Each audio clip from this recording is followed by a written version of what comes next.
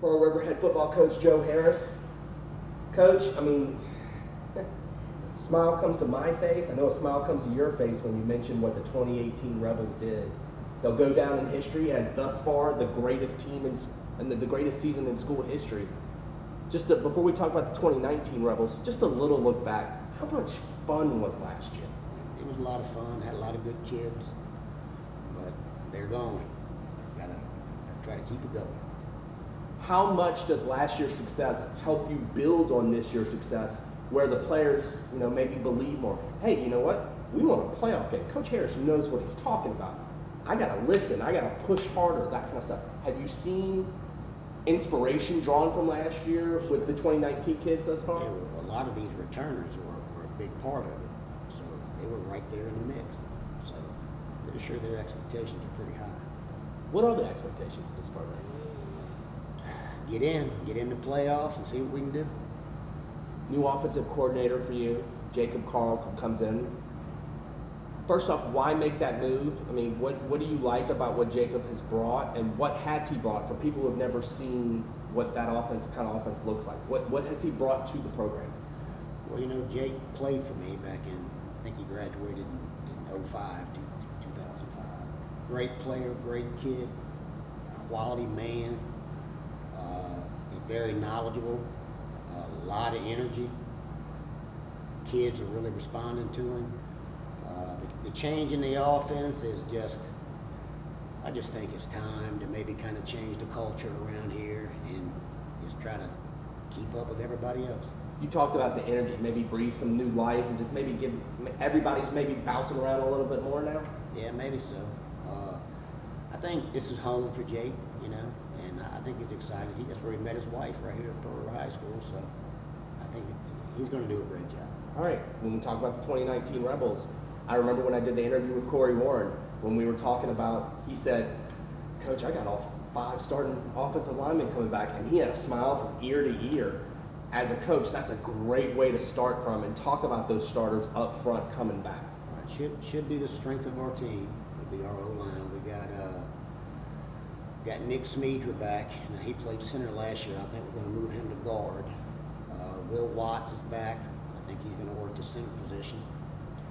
Wyatt Hanson, right tackle. Jonathan Hill, left tackle. Now, we got Cam Lee back, but we're going to move him to fullback, which is kind of like he played guard last year, so he's going to be like the lead kick guy. So that's the 5 guys that we're going to bank on making this offense go. The guys protecting him, the guy that they're protecting. For the first time, it seems like in a decade, Justin Dean will not be taking snaps at Pearl River. He seemed like he was here forever. I guess that's what happens when you start as a freshman year. Talk about who is in the running to play quarterback, and what do you expect out of them? We're working Christian Kaczynski there right now, and Braden Bond. Hard to replace the Dean.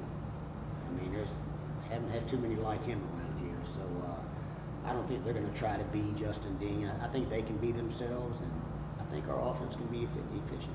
Is it almost maybe better having a new quarterback with the new offensive coordinator to where they both can grow together? Right, maybe so, yeah. That might be a good thing. Behind him, your workhorse, I mean, your brick wall, Corey Warren, led the greater New Orleans area in rushing touchdowns a year ago. What's the final step for him to take in his prep career? What do you want to see out of Corey Warren this year? Is it more on the field? Is it leadership? What's that next step of, all right, Corey, it's time to put the icing on the cake of a brilliant prep career? Well, I tell you what, I just want him to do the same thing he did last year. I mean, I don't know that Corey has another step to take. He's already there. I guess, just through maturation, get a little bit bigger, a little bit stronger, a little bit more mature, but I think he's ready. Who else besides Corey? Because you can't give the ball to somebody 40, 50 times a game, as much as you maybe would like. And Corey would have that potential, and I'm betting he would say, Coach, give me the ball that many times. But who's going to maybe take the load off of his shoulders at times and maybe give him a breather? Well, we got Braden Bond, who played cornerback for us last year. He may have to do some two-way stuff. He's going to be that slot guy that we just mix in and run some different stuff with him. You got Diamante Price, young kid, good athlete that we're going to have in the slot, do some things with him. And we also got a freshman running back, little Jenkins boy, played for Creekside last year. He will be special too. Remember that kid. Wide receiver. The spread that everybody's talking about with Coach Carl, you're going to need some more wide receivers than you did last year. Levy and Martinson are really hard to replace. Who's going to come in and fill those roles?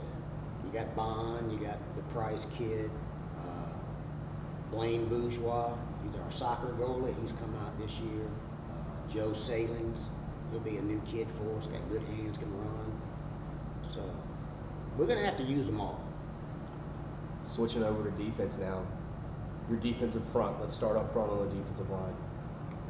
You got JP back. He'll be either our shade or our 3 in there. I'm not sure where they're going to work him at. You got Isaiah.